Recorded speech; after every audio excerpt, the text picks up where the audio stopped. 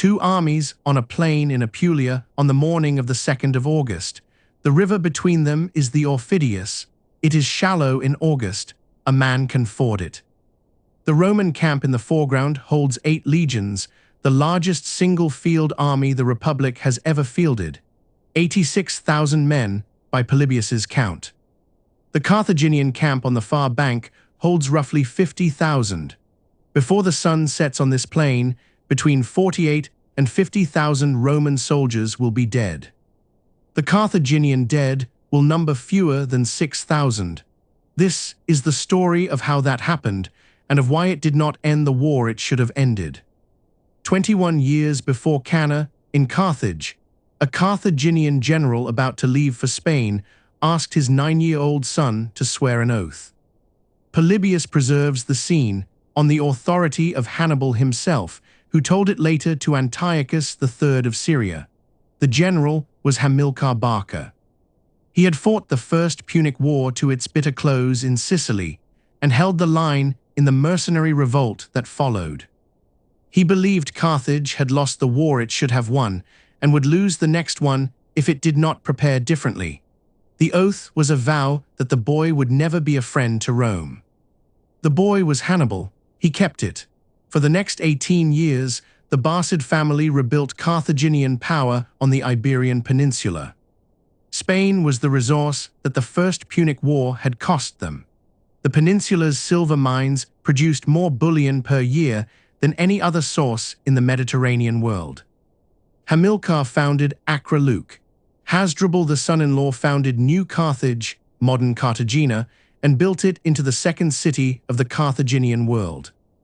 By the time Hamilcar died in 229 BC, drowned in a river crossing during a campaign against the Oritani, Punic Spain produced enough revenue to fund a second war with Rome unaided by the metropolis.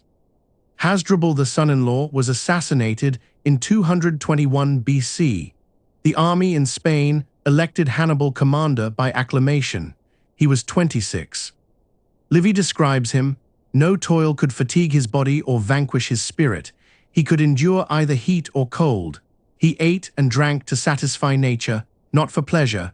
His time for waking and sleeping was determined neither by daylight nor by darkness. This is a partisan source. Livy is writing 2 centuries later, in the voice of an Augustan moralist, for an audience that already knows the ending. But the operational profile that Livy describes is the man who, 2 years later, marched 26,000 effectives across the Alps in October.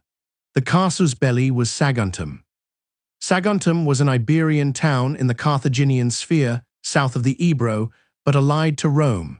In 219 BC, Hannibal besieged it. The siege lasted 8 months. Polybius gives the duration. The city fell in late autumn. Rome had not intervened. There was a Roman embassy at Carthage demanding Hannibal's surrender. The Carthaginian Senate refused. War was declared in spring 218.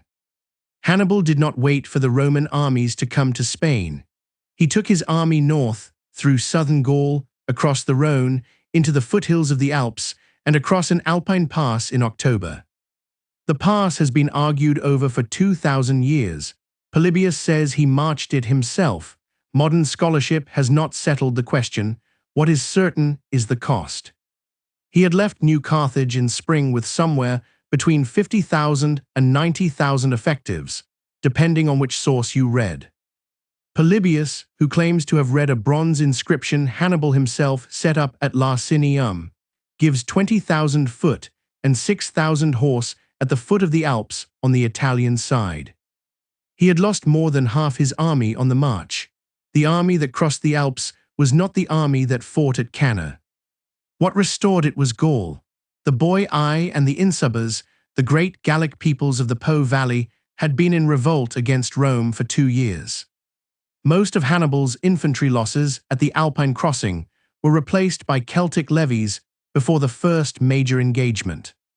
Mackay's modern estimate: Hannibal's effective strength was back above 50,000 by the time the Roman armies reached him in late November. The first action was at the river Ticinus in late November. It was not a battle, It was a cavalry skirmish, but the Roman consul, Publius Cornelius Scipio, was wounded, speared in the thigh and unhorsed, and his 19-year-old son rode back into the melee to save him. Polybius preserves the moment. The son is not yet named in the sources. 26 years later, he will be the man who defeats Hannibal at Zama, and we will return to him in Act 3. The second Roman consul, Sempronius Longus, came up from Sicily to join Scipio. He did not wait, he attacked. It was the middle of December. Hannibal had positioned his army on rising ground beyond the Trebia, and had hidden his brother Mago with 2,000 picked troops in a defile flanking the Roman approach. Sempronius's men were called from their tents before breakfast, marched into the freezing river, and arrived on the far bank wet and cold. The Punic cavalry hit both Roman wings. The Roman center, the legionary corps, drove through the Carthaginian line and broke out the other side, marching off intact toward Placentia. But the Roman wings collapsed, and Mago's hidden detachment rode into the Roman rear. Polybius's numbers, approximately 20,000 Roman casualties.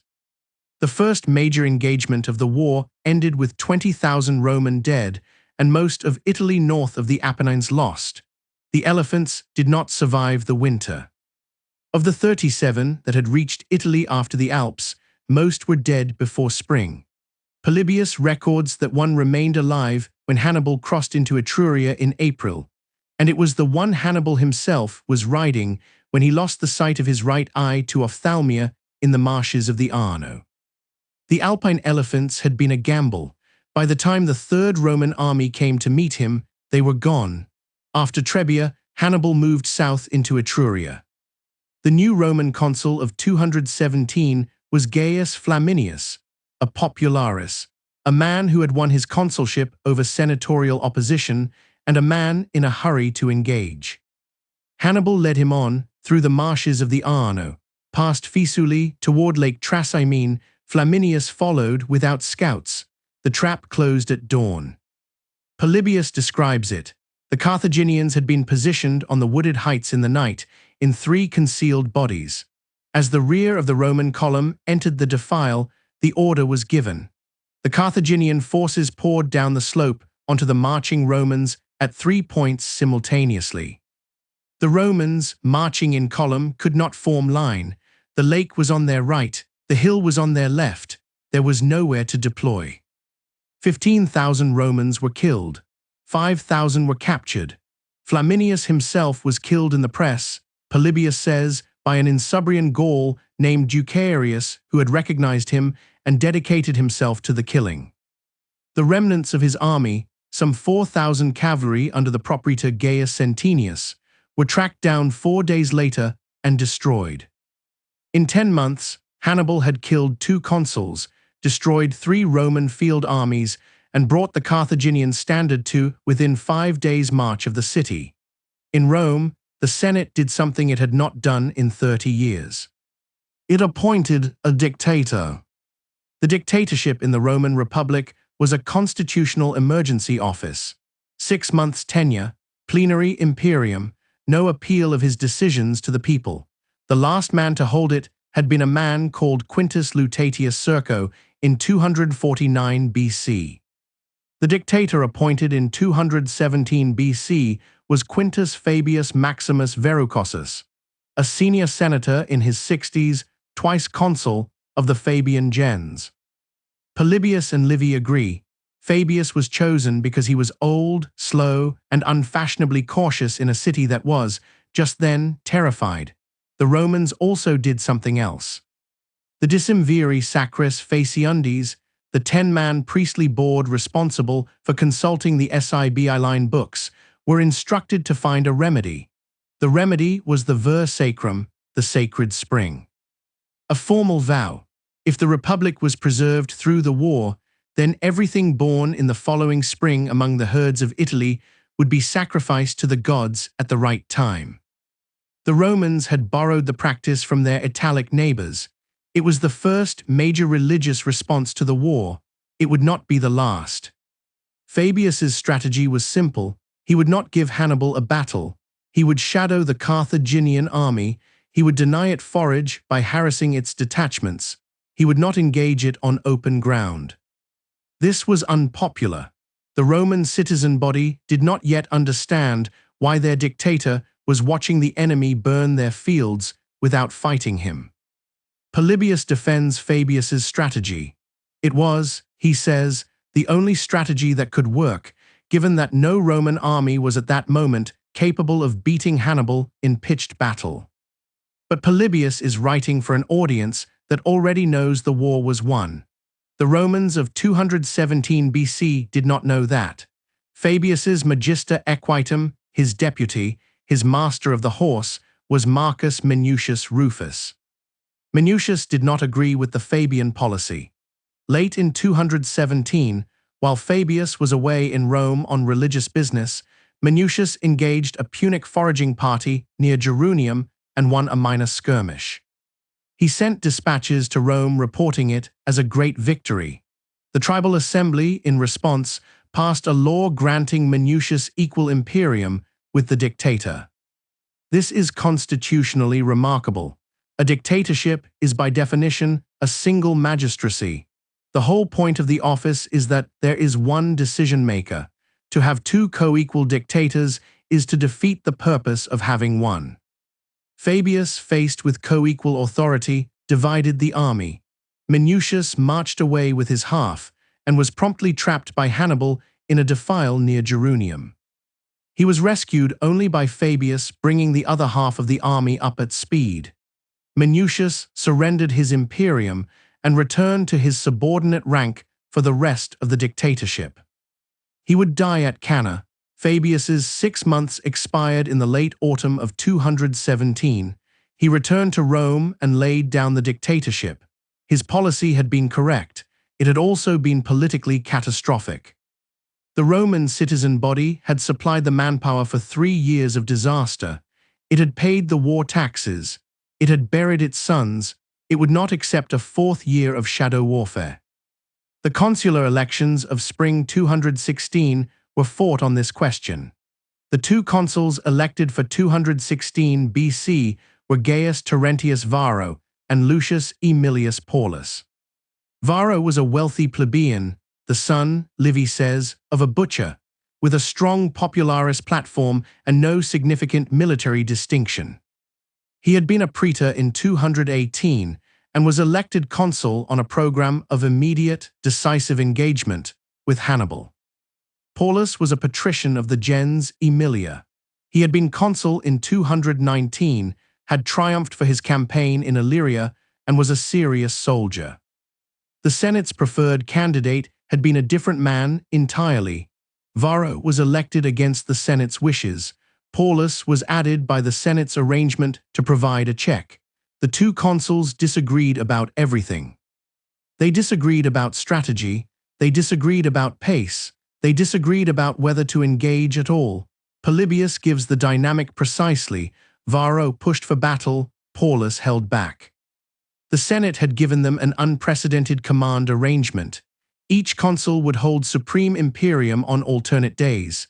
Day 1, Varro's command. Day 2, Paulus's. Day 3, Varro again, and so on. Polybius is clear that this was a structural disaster. Goldsworthy, 2,000 years later, is sharper. The alternating command produced fiercely divided councils and tended to make their movements erratic and rather clumsy. The army they were given was the largest ever raised by the Roman Republic. 8 legions of Roman citizen infantry, twice the normal consular force. 8 wings of allied infantry, matching the legions man for man, plus 6,000 horse. Polybius gives the total 80,000 foot and a little over 6,000 horse. Livy gives slightly different figures. Modern scholarship places the total between 83 and 87,000 effectives.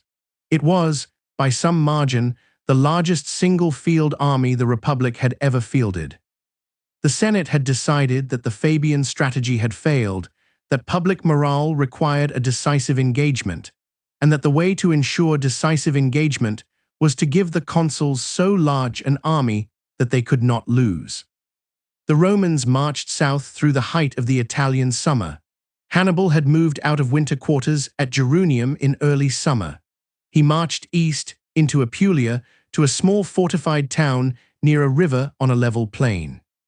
The town was called Cannae. It was a Roman supply depot. He took it without resistance. The seizure of the depot was deliberate.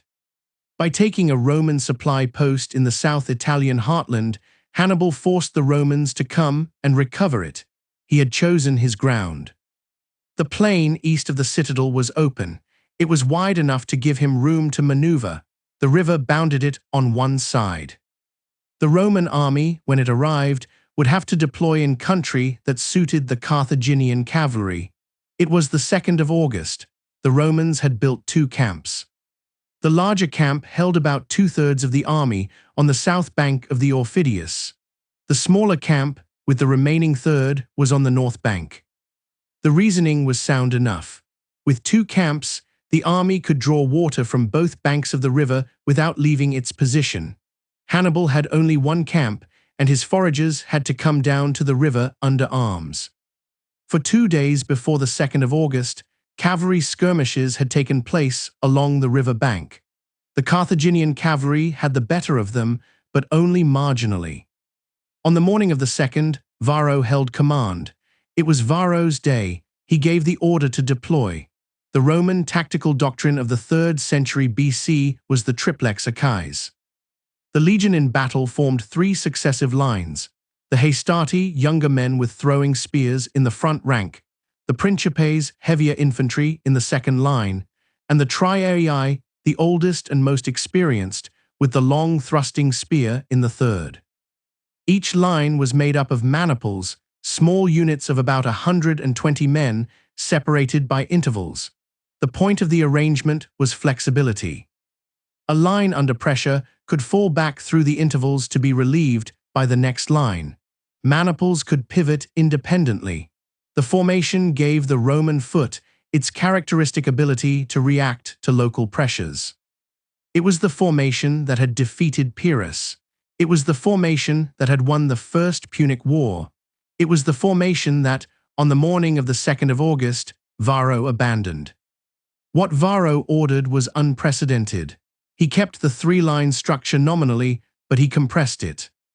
Each maniple was ordered to narrow its frontage. The intervals between maniples were closed. The Hastati, Principes, and Triarii were drawn up tight behind one another, not with the spacing that would let them rotate, but stacked. Polybius is careful about this. He says the Roman maniples were drawn up many times deeper than they were broad. The depth of the formation, in modern reconstruction, was between 50 and 70 ranks. The frontage of each maniple was reduced from about 24 men to perhaps 12, perhaps fewer. The reason for this is debated. The most plausible explanation, defended by Goldsworthy, is that the formation was designed to deliver one overwhelming frontal blow. The Romans expected the Carthaginian center to be the weak point. They wanted enough depth to drive straight through it and split the Carthaginian army in half.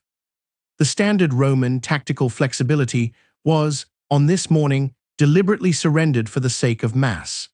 The Roman heavy infantry, citizen and allied combined, numbered around 50,000 on a frontage of about 1,000 meters. For comparison, at Trebia, 6 months earlier, 20,000 Roman foot had held a frontage of nearly 2 kilometers. The Roman wings were cavalry. On the right, against the river, the citizen cavalry, about 2,400 horse. On the left, away from the river and against the rising ground, the allied cavalry, about 3,600. Italian, Latin, and a small contingent of Campanian horse. The wings were not expected to win. They were expected to hold for as long as the infantry needed. The Roman plan was straightforward: pin the Carthaginian wings with the cavalry, drive the center with the infantry, decide the battle by midday. Hannibal deployed differently. His line was the same width as the Roman line, about 1.5 kilometers, but his army was smaller, about 40,000 effectives plus 10,000 cavalry. He could not match the Roman foot in mass. He had to find another way. In the center, Hannibal placed his Iberian and Gallic infantry, about 20,000 men. These were not his best troops.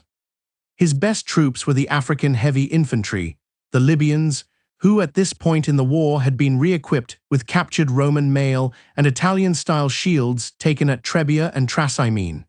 They looked, from a distance, like Romans. The Libyans were placed on the flanks of the center, not in the center itself. And critically, Hannibal himself, with his brother Mago, took position in the front rank of the Iberian and Gallic infantry, where the pressure would be heaviest. On the Punic left, against the river, opposite the Roman citizen cavalry, Hannibal placed his heavy cavalry under Hasdrubal. This is a different Hasdrubal from Hannibal's brother. Cavalry commander, not brother, the sources distinguish them. About 6,500 Iberian and Celtic horse, heavy, armored, trained to fight at the halt as well as the charge. They outnumbered the Roman citizen cavalry roughly 3-1. On the Punic right, against the rising ground, opposite the Italian allied cavalry, Hannibal placed the Numidians, about 4,000 light horse. The Numidians did not charge home, they harassed. They threw javelins at the gallop and retreated, then wheeled and returned. Polybius is careful about their method. They kept the enemy occupied without taking decisive engagement. Their commander was Hannibal. This is the same Hannibal who will ride to Hannibal that evening when the battle is over, with the advice that Hannibal does not take. We will return to him. And then Hannibal did something that no Roman tactician of 216 BC would have expected. He advanced his center, not the whole line, just the center. The Iberian and Gallic infantry moved forward, while the Libyan heavy infantry on either side stayed rooted in place. The line passed through flat, and then continued forward. Within a quarter of an hour, the Carthaginian formation was a convex crescent, Iberians and Gauls at the tip, projecting forward, Libyans at the base, anchored on either side, level with the Punic camp. The Romans were facing what looked like a bulge in the Carthaginian line, a weak point, a target. That was what they were meant to see. The battle opened with the light infantry. Roman velites and Carthaginian light-armed troops skirmished in the gap. Polybius gives it one sentence, indecisive. But while the light infantry skirmished, the cavalry on the Punic left was already moving. Hasdrubal charged, 6,500 Iberian and Celtic heavy horse against 2,400 Roman citizen cavalry in a space about 800 meters wide between the river and the flank of the Roman infantry. There was no room for tactics. Polybius describes it. The Iberian and Celtic cavalry got at the Romans, and the battle began in earnest and in the true barbaric fashion, for there was none of the usual formal advance and retreat, but when they once got to close quarters, they grappled man to man, and dismounting from their horses, fought on foot.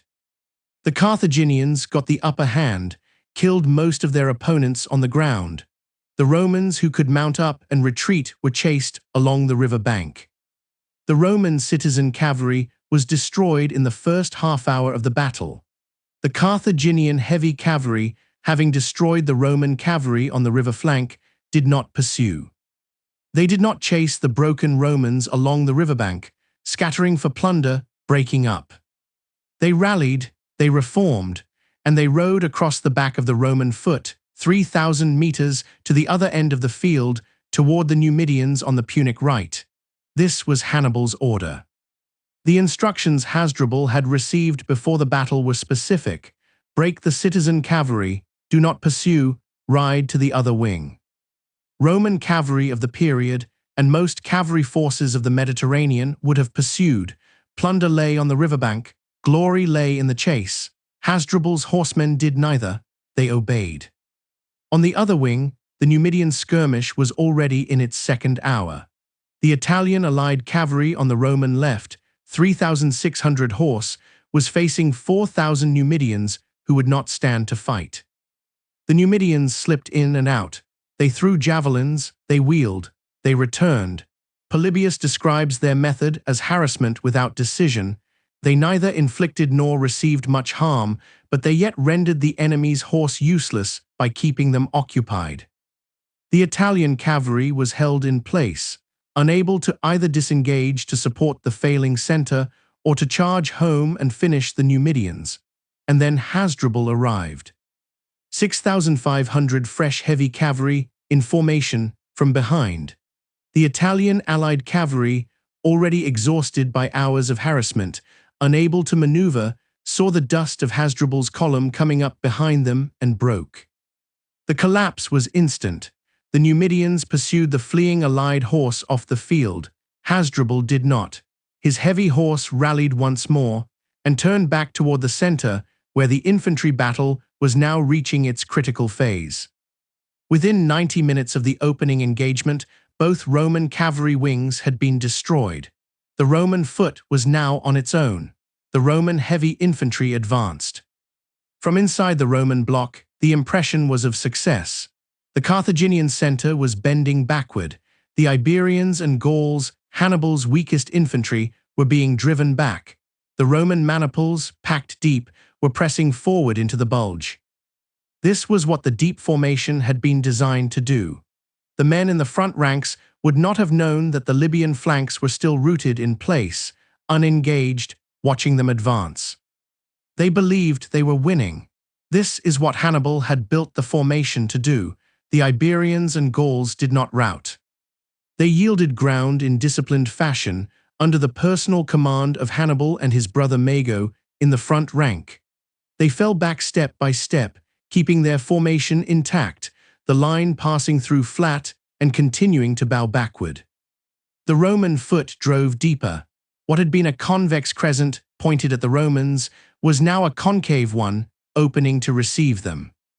The Iberians and Gauls were not broken. The Libyan infantry on either flank had not yet moved.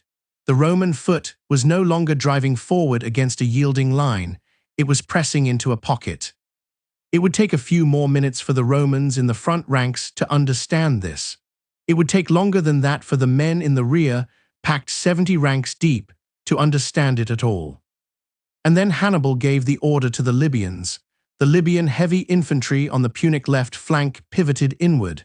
These were Hannibal's best troops. They had been waiting in formation for over an hour. They turned 90 degrees on their inner files, and the line that had been parallel to the river now faced the side of the Roman formation. The Roman foot, packed deep, with maniples narrowed and intervals closed, had no flexibility to respond. The Libyan flank on the Punic right did the same. The two Libyan formations now faced one another across the gap that contained the Roman foot. The Libyans hit the Roman flanks, on both sides simultaneously. The Roman maniples, drawn up many times deeper than they were broad, had no width to wheel into line. The men on the outer files were now fighting at right angles to the men in the next files. The formation could not turn. There was not enough room. There were not enough men trained for the maneuver. The Roman foot was now under attack on three sides. Goldsworthy gives the geometry of immobility.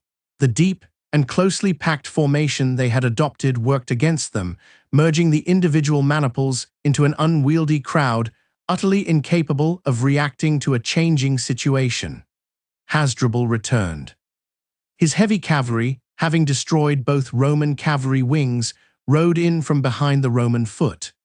The Triarii in the rear, the oldest, most experienced Roman heavy infantry, the men of the third line, turned to face them.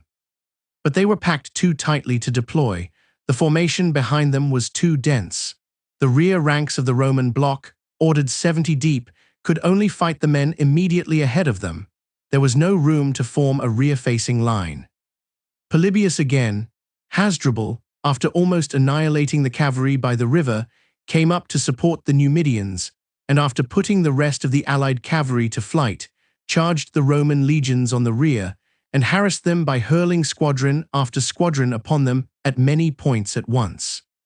He did not break the rear with a single charge. He attacked it from many points at once, reformed his squadrons between strikes, came in again and again. The Roman rear, packed too tightly to react, took the blows. The encirclement closed. By Polybius's account, by perhaps the 8th hour after sunrise, sometime in early afternoon, The Roman foot was surrounded on all four sides. 80,000 men in an area of perhaps a square kilometre with no possibility of retreat. The Iberians and Gauls reformed and pressed the front. The Libyans pressed both flanks. Hasdrubal's heavy cavalry harassed the rear in successive waves. The Roman foot was not breaking, it was being killed. Lucius Aemilius Paullus was still alive. He had been wounded in the cavalry skirmish on the river flank in the morning and had returned, on foot, to the center of the line to fight with the infantry. Polybius gives him a death scene. A young Roman tribune, Cneius Lentulus, found him sitting on a stone, covered in wounds. Lentulus offered him his horse. Paullus refused. He gave his last message. Livy preserves the wording for the Senate. Tell them to fortify the city before Hannibal arrives and look to its defense. He sent Lentulus away. He died on foot at the center of the line with the men of the 8th Legion. What the pocket looked like, from the high ground on the Carthaginian side, was a single dense crowd of Roman heavy infantry, packed too tightly to maneuver. Polybius gives the killing rate. The Roman foot in the pocket numbered perhaps 75,000 men at the moment the encirclement closed. The killing took the rest of the afternoon, perhaps 4 or 5 hours. About 16,000 men killed per hour. This is a casualty rate of roughly 270 men per minute on a frontage of 3 kilometers. The Carthaginians did not stop. The Romans inside the pocket could not flee. There was nowhere to flee to. When the killing slowed, perhaps 2 hours before sunset, Hannibal walked the field on foot with his staff officers. There are no contemporary accounts of what he said. The closest source is Livy's narrative of the council that took place that evening, which we will come to in Act 3. But the painted record is consistent across the tradition. Hannibal was analytical, not triumphant. He had won what was, by any measurable account, one of the most complete tactical victories in pre-modern history. He had not yet finished the war. The casualty figure is uncertain. The sources do not agree. Polybius gives 70,000 Roman dead. Livy gives a little under 50,000. Modern scholarship, including Goldsworthy, treats the lower figure as more credible. Roughly 48,000 killed on the field, with another 2,000 killed in the camps or in flight in the days following. About 19,000 Romans were captured, 4,500 from the battlefield, 2,000 from the citadel of Cannae itself, and 12,800 from the 2 camps which were stormed in the 2 days after the battle. Carthaginian losses were about 5,700, most of them Iberians and Gauls, the men of the yielding center who had taken the brunt of the Roman press. The consul Varro escaped with 70 horse to the Roman supply town of Venusia. The consul Paullus was dead. Both proconsuls of the previous year, Servilius Geminus and Minucius Rufus, who had been brought up to the army by the Senate to add experience, were dead. 29 military tribunes were dead.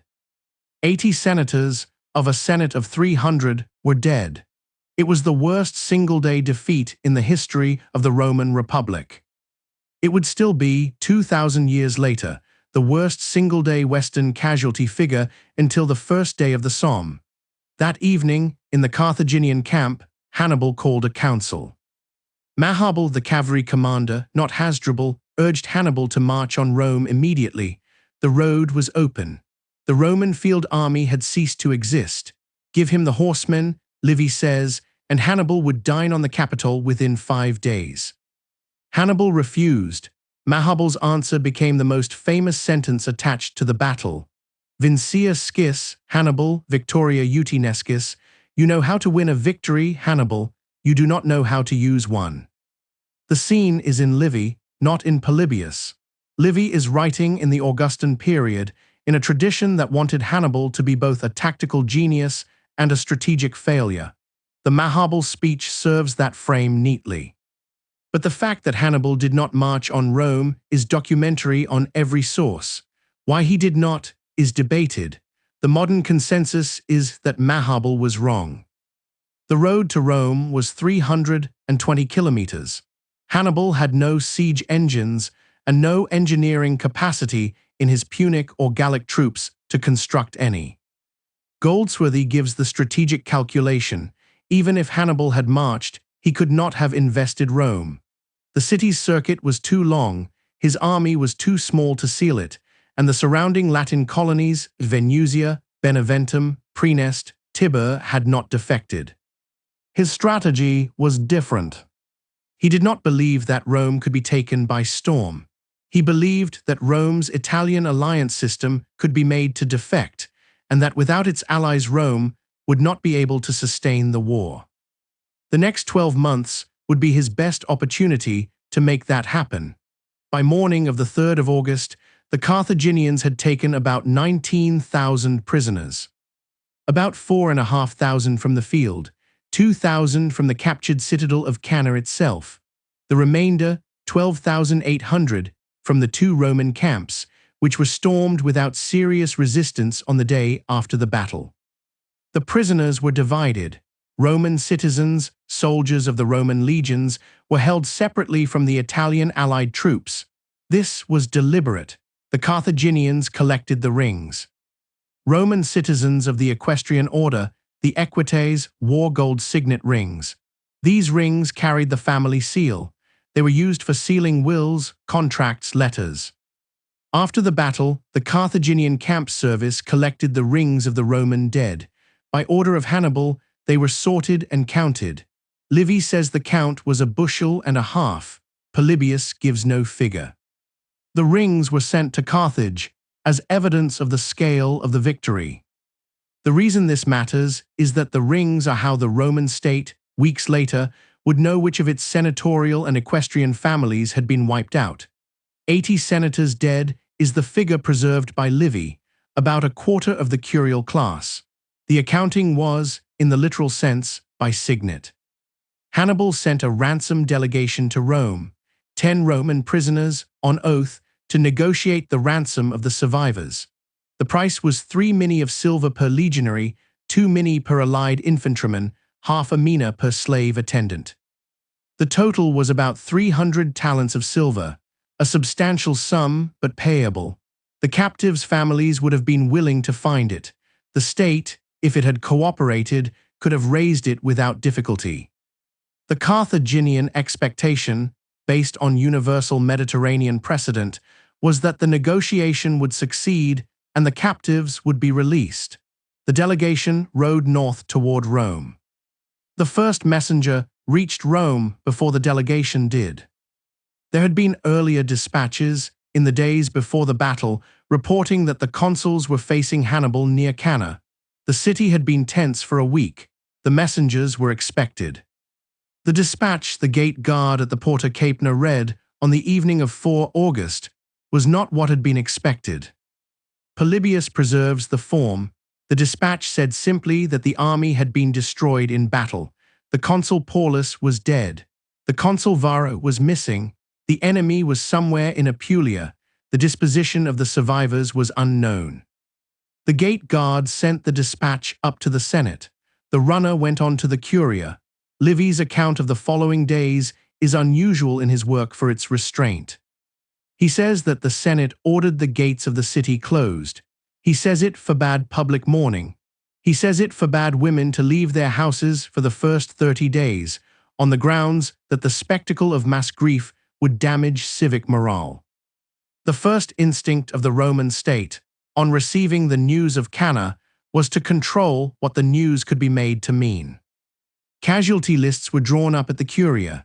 They were read aloud, not posted, but read by the praetors, household by senatorial household, over the course of the first week. 80 senators were dead. Many of those who had not died at the battle had died in the cavalry skirmish at Venusia the day before, or in the storming of the camps 2 days afterward. There were houses in Rome where the body of the father, the body of the eldest son, and the body of the second son were all reported on the same day. Livy says, and Polybius corroborates the substance, that the Senate's order forbidding public mourning was a recognition that the grief, if expressed at scale, would be uncontainable. The most striking institutional decision came in the 3rd week. The surviving consul, Varro, was the man whose pressure for engagement had pushed the army into the field at Cannae. Polybius is not gentle about him. The Roman tradition, almost unanimously, lays the blame at his door. A different state would have prosecuted him. The Senate, by formal vote, did the opposite. A delegation of senators rode south to meet him on the road, escorted him back to Rome, and received him formally at the Porta Caepna. The wording of Livy's account is precise. The Senate thanked him publicly quod de re publica non dispersit, because he had not despaired of the Republic. He was given a quiet command in the rear. He served without further command of consequence for the rest of his life. He was never prosecuted. The reasoning, Livy says, was simple. A state that punished its commanders for losing battles would have no one willing to command. A state that scapegoated the survivor of Cannae would have nothing to put in his place. When the ransom delegation arrived, the Senate sat in formal session. The delegation made the case. The captives were Roman citizens. They were equestrians and the sons of senatorial families. The ransom was payable. The Carthaginians had not behaved unreasonably. The terms were normal Mediterranean practice. To leave the captives in Punic hands was to leave the gold rings of equestrian Rome being sorted at a Carthaginian writing table. The argument was strong, the Senate listened, and then refused. Livy preserves the speech of Titus Manlius Torquatus, the senior surviving Roman of consular rank, the man who, as a young officer, had executed his own son in 340 BC for disobedience under arms. Torquatus's argument was not about money. It was, Livy says, that the men who had survived Cannae had done so by surrendering. They had been Roman soldiers. Their duty had been to die in formation. They had not. They had instead allowed themselves to be taken alive in the camps, when those camps were stormed 2 days after the battle, while the avenue of escape was still open.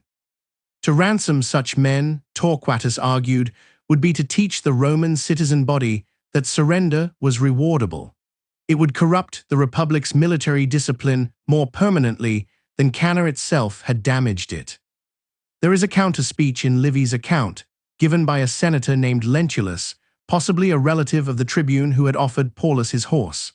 The counter-speech says that the captives had been brave, that they had fought to exhaustion, that they had surrendered only when the alternative was being killed individually by a victorious enemy who had stopped, at the camps, killing under formal order. Livy gives Lentulus's argument 3 sentences. He gives Torquatus's argument 3 pages. The vote was overwhelming. The ransom was refused. The Senate voted further to forbid the prisoners' families from raising the money privately. This was the operative clause. Without the prohibition, the equestrian and senatorial families would have ransomed their own. With it, the prohibition became universal. It is one of the most consequential institutional decisions in Roman history. The 10 delegates kept their oath. Most of them returned to the Carthaginian camp. There is a tradition, preserved by Livy and contradicted by Cicero, that one of the 10 broke faith and was prosecuted by the censors. What is documentary fact is that the Senate's refusal of ransom was honored. The captives in the Carthaginian camp were not redeemed. About 8,000 of them died in captivity over the following years. The remainder were eventually sold into slavery. While the Senate debated the ransom, the Decemviri Sacris Faciundis consulted the Sibi line books. The remedy prescribed was consecratio, the formal devotion of human victims, 2 Greeks and 2 Gauls, buried alive in the Forum Boarium. Livy preserves the account with an unusual editorial note. He says, minim Romano sacro. A rite least Roman in character. The first time it had been performed at Rome. It would be performed a second time in 113 BC after another religious crisis. The pit was filled in. The site is now somewhere under the modern Forum Boarium near the Tiber. The Senate also did something else. By formal senatus consultum, the state purchased 8,000 slaves from their owners and armed them at state expense. They were called the volones, the volunteers. The legal status of the Volones was complex. They were not yet free. They were promised freedom in exchange for service. The grant of freedom would be made conditional on military performance. The Republic, in the third week after Cannae, was arming a class of people who were, in normal Roman law, property. The recruitment age was lowered. The wealth threshold for military service was lowered. Citizens previously classified as proletariae, too poor for the regular legions, were levied.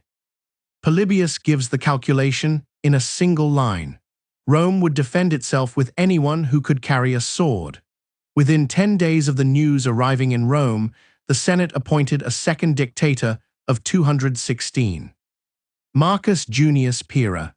Pyrrha's dictatorship is unusual in the constitutional record. He was appointed not, like Fabius, to provide a single command for the war, but specifically for the conduct of the Dauctus, the levy. His office was administrative. The night sessions of the Pyrrha dictatorship raised 4 new legions, distributed allied levies, requisitioned grain, voted emergency revenue from the treasury, and coordinated the religious response. It is the period of the war that the Roman tradition is least romantic about. Polybius gives it a single sentence. Livy walks it through in administrative detail because Livy understands that this is the part that mattered. 20 kilometers south of the battlefield, at the town of Canusium, about 10,000 Roman survivors had gathered. They had escaped the encirclement and made their way south in small groups in the night and the days following the battle. Most of them had come without officers. They were the survivors of the worst defeat in Roman history. They were demoralized. A council of the senior surviving officers met in the town. The proposition raised, Livy records it, was whether the remnants of the army should leave Italy entirely. The proposition was made seriously. A young military tribune drew his sword and put it to the throat of the senior officer who had raised the question. He was 19 years old. The other men present were 10 or 20 years his senior. He said, and Livy preserves the words, that anyone who would not swear then and there to remain in Italy and defend the Republic, he would kill on the spot. The oath was sworn. The young tribune's name was Publius Cornelius Scipio. He was the son of the consul of 218, the man who had been wounded at Ticinus. He had saved his father's life there at the age of 18. He would, 20 years later, defeat Hannibal at Zama. The survivors were not pardoned.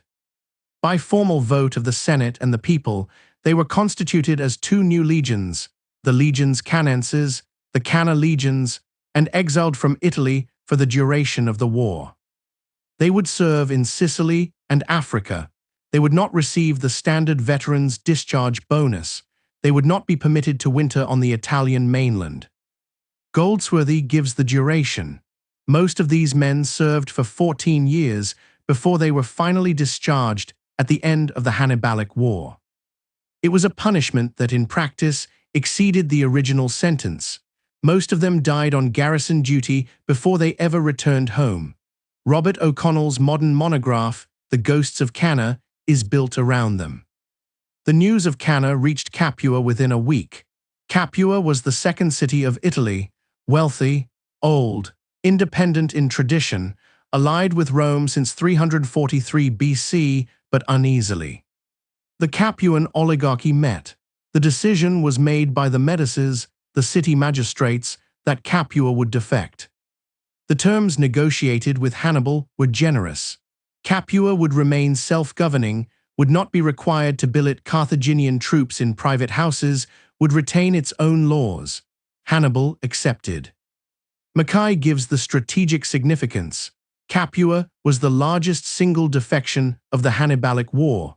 With it went most of the towns of inland Campania and most of Samnium. Hannibal's strategy of Italian-allied defection had begun to work. Hannibal wintered his army in Capua. For 3 years, his men had eaten on the march, on whatever they could forage from the Italian countryside as they moved. They had crossed the Alps with 30 pounds per man of mountain rations. In Capua they ate well. There is a long tradition, in Livy, in Plutarch, in the moralizing historians of the Augustan period that Capua softened Hannibal's army, that the winter of luxury cost him the war. Modern scholarship is skeptical. Goldsworthy notes that Hannibal's army continued to win battles in Italy for another decade after Capua. But what is documentary is that the winter at Capua marked the high tide of Hannibal's strategic position. After Capua, no major Italian community would defect to him. What did not happen after Capua is more important than what did. The Latin colonies were not Carthaginian client cities, like the Iberian towns Hannibal had ruled in Spain. They were not ordinary Italian allies, like the cities of Samnium or Apulia that had begun to defect. The Latin colonies were the structural backbone of the Roman alliance system. They were 30 in number. Roman-founded settlements, established between the 4th century and the early 3rd, at strategic points in central and southern Italy, Cosa on the Tyrrhenian coast, Beneventum on the road south, Brundisium on the Adriatic, Venusia near Cannae itself, Norba in Latium, Cremona and Placentia in the Po Valley. They were not Roman citizens. They had their own laws, their own magistrates, their own coinage in some cases. But they had been settled with Roman blood, usually a mixed population of Roman colonists and local Latins, and they had a long tradition of providing manpower to the Republic on demand. The standard levy obligation of a Latin colony was specific. Each colony provided contingents in proportion to its citizen roles, by a system that allowed Rome to call up as many or as few men as the strategic situation required. The Italian alliance manpower base, Latin colonies plus the broader socii, had supplied between 60 and 70% of the troops who fought at Cannae. After Cannae, the question was whether the system would continue. In the autumn of 216 BC, Rome sent the standard demand for the year's levy to each of the 30 Latin colonies. 12 of them reported that they could not meet the demand. The wording matters. They did not refuse. They reported that they were unable. They sent their envoys to the Senate to explain that the casualty figures of the last 3 years, Trebia, Trasimene, Cannae, all of which had been disproportionately costly to the allies who held the wings of Roman battle formations, had exhausted their men of military age. The 12 who reported this were, on the whole, the smaller and older colonies, Esseicia and Cora and Norba in southern Latium, Suiacessa and Cals in northern Campania. The envoys came in person. Livy preserves the form of their reports. They were not punished. The Senate accepted the reports and, where it could, drew on the remaining 18 colonies more heavily to make up the shortfall. The accounts were kept open. The Senate did not forget. In 204 BC, after the war had turned, the 12 colonies that had failed in their levies were assessed a special tax of double their pre-Cannae rate. The relationship continued. The bookkeeping was severe. The 18 colonies that continued to levy did so for the duration of the war. Not all the contingents were at full strength. Some were down to half of their pre-war size. A few, including Beneventum, which became Rome's forward base in southern Italy, provided larger contingents than before because they had become operationally indispensable. But all 18 sent men every year until the war ended. This is what Hannibal's strategy had failed to break. Goldsworthy gives the modern reading.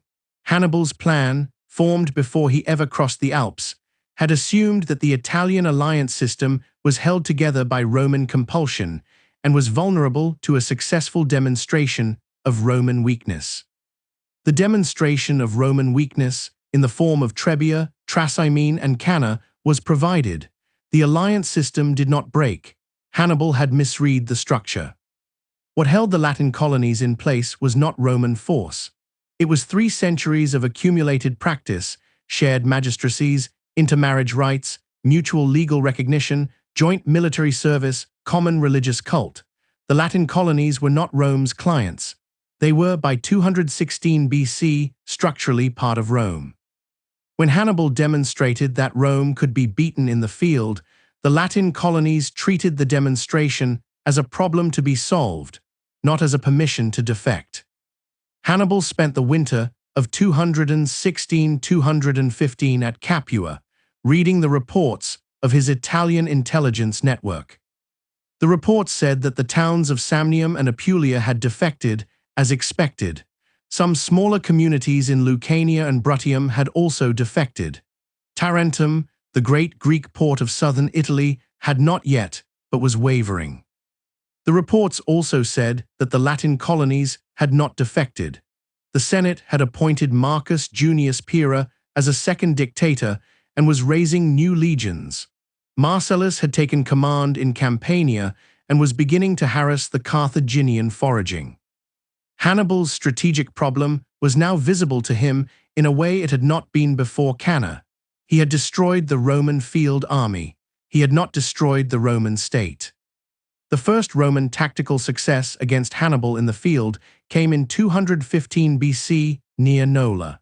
The commander was Marcus Claudius Marcellus, the same man who, 2 years later, would lead the Roman fleet against Syracuse and besiege Archimedes. It was a small engagement, a foraging party, a flanking move, a few hundred Punic dead. But it was the first time since Trebia that a Roman army had stood in line of battle against Hannibal's army and not lost. Plutarch's gloss is precise, not that Marcellus won, but that he did not lose. The Romans took the difference between not losing and losing as decisive. After Nola, recruitment recovered. After Nola, the alliance system steadied. The Spanish theatre, after Cannae, was the war's other front. Hannibal's brother Hasdrubal Barca was building a second Carthaginian army in Spain, with the intention of bringing it across the Alps to reinforce Hannibal in Italy. The Roman strategy was to prevent that crossing. The Spanish theatre was the holding action. In 210 BC, after the deaths of both Scipio's uncle and father fighting in Spain, the Senate gave proconsular imperium to a 25-year-old. It was constitutionally irregular. He had never held the consulship. He had never held the praetorship. The grant was made by special vote of the comitia centuriata, not by the normal cursus honorum. He was the same Publius Cornelius Scipio who had drawn his sword at Canusium. In 209 BC, Scipio took New Carthage by storm. The city was the Carthaginian headquarters in Spain. It held the silver reserves, the Iberian hostages by which Carthage controlled its Spanish allies, and the main Punic fleet base. Scipio had identified that the lagoon north of the city, usually impassable, was drained by tidal action twice a day to a depth a man could wade. He attacked the city from the seaward side at low tide, scaled the walls where the defense was thinnest, and took New Carthage in a single afternoon's assault. It was the most consequential single tactical operation of the Spanish theatre. Capua was retaken by Rome in 211 BC, after a long siege. The Romans had begun the investment in 212. Hannibal had marched to relieve the city. He had failed. The Romans had refused to lift the siege even when Hannibal moved on Rome itself in a demonstration intended to draw them off. After the city fell, the Roman commander Quintus Fulvius Flaccus convened a tribunal in the central square. He had been ordered, by senatorial decree, to make an example. Of the Capuan oligarchy, 53 of the senior magistrates, the men who had voted for the defection of 216, were sentenced to death and executed. The Capuan Senate was abolished. The city's autonomy was extinguished. Capuan citizens were stripped of their citizenship and dispersed. The city was preserved as a physical settlement, but as a Roman administrative district, not a community. It was the most severe single punishment in the Roman alliance system. After Capua, no Italian community considered defection. Hannibal remained in Italy until 203 BC. For 13 years after Cannae, his army marched in the south and the center of the peninsula. He won battles. He took towns. He raided. But he could not finish the war. In 203 BC, the Carthaginian Senate recalled him to Africa to defend against the Roman invasion that Scipio Africanus had begun the year before. Plutarch preserves Hannibal's reaction. He sailed weeping, blaming the Carthaginian Senate for having abandoned him after Cannae. He had not been abandoned. The Carthaginian state had supported him for 16 years. The structural problem was that the Italian alliance system, except for Capua, had held. The Battle of Zama was fought in October 202 BC. Scipio Africanus had landed in Africa in 204. He had defeated the field army Carthage sent against him at the Great Plains in 203. He was besieging Carthage's allied Numidian client kingdom when Hannibal landed at Hadrumetum with the army from Italy. Hannibal advanced toward Carthage. Scipio marched to intercept him. The two armies met on a flat plain near the town of Zama, about 120 miles southwest of Carthage. Hannibal had 80 elephants in his front line. He had perhaps 36,000 effectives. He had Numidian and Iberian cavalry on the wings. Scipio had about 29,000 foot. He had Roman cavalry on the right wing and Numidian cavalry, Massinissa's contingent, defected from Hannibal on the left. The Roman line was deployed in the triplex Achaies, the same formation that Varro had abandoned at Cannae 14 years earlier, but Scipio had modified it. He left the intervals between the maniples wider than was customary. He drew up the second and third lines further back than was customary. His tactical reasoning was specific to the threat. Wide intervals would allow the elephants to pass through the Roman formation without breaking it. The deeper rear lines could close on the survivors as they emerged. The elephants charged. The Roman intervals received them, most passed harmlessly through the formation. The cavalry engagements on the wings went to Rome. The Numidian client cavalry of Massinissa defeated their Carthaginian counterparts. The Roman cavalry under Laelius defeated the Iberians. Both Roman wings then rode round the rear of Hannibal's formation, just as Hasdrubal had ridden round the Roman rear at Cannae. The pincer closed. Hannibal's veterans, the Italian veterans, the men who had fought at Trasimene and Cannae and held together for 16 years, were caught in a Roman envelopment of the same form they had executed in 216. The Carthaginian army was destroyed. The casualty figure is uncertain. Polybius gives 20,000 Carthaginian dead and the same number captured. Livy gives 20,000 killed and 20,000 captured. Hannibal escaped with a small bodyguard to Hadrumetum. The war ended in 201. Carthage kept its city, lost its fleet, paid indemnity for 50 years, and no longer decided Mediterranean war. Polybius, writing in the 2nd century BC, did not have the luxury of treating Cannae as a beautiful disaster. He says, in W.R. Patton's translation, that after the defeat, the Romans feared for the safety of Rome itself. Then, with characteristic dryness, he adds that the Senate neglected no means in its power. It is not a romantic sentence, it is better than that.